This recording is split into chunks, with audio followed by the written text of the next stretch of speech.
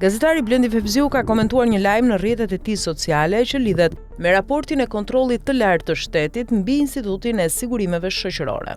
Përmes një video të publikuar, gazetari shprehet se përgjatë vitit 2024 janë dhënë mbi 11.000 pensione për të moshuar të cilët kanë ndëruar jetë. Ai sqaron se dhënia e këtyre pensioneve, pasi përfituesit kanë ndëruar jetë, kanë shkaktuar dëm rreth $1.2 milion në buxhetin e shtetit. Ai e shoqëron këtë lajm edhe me tonë ironie, duke u shprehur se pas vdekjes jepen dekorata, mirënjohje, vlerësime e di, por që pas vdekjes të paguhet edhe pensioni për të jetuar, kjo është pak e çuditshme.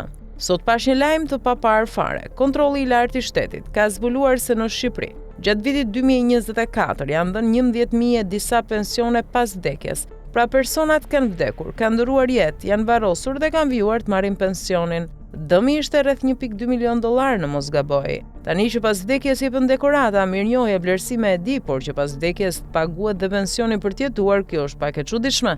Natyrisht nuk është vetëm në Shqipëri, por në Shqipëri të humbin $1.2 milion për njerëz që nuk jetojnë më është vijon Fevziu reagimin e tij. Gjetja ka të bëjë me pagesat e kryera pas ndarjes nga jeta të përfituesve përgjatë periudhës janar-dhjetor 2024. Janë arritur të rikuperohen rreth 100.158.000 lekë, por mbi 14.726.000 lekë mbeten të argëtuara dhe kërkojnë ndjekje të vazhdueshme.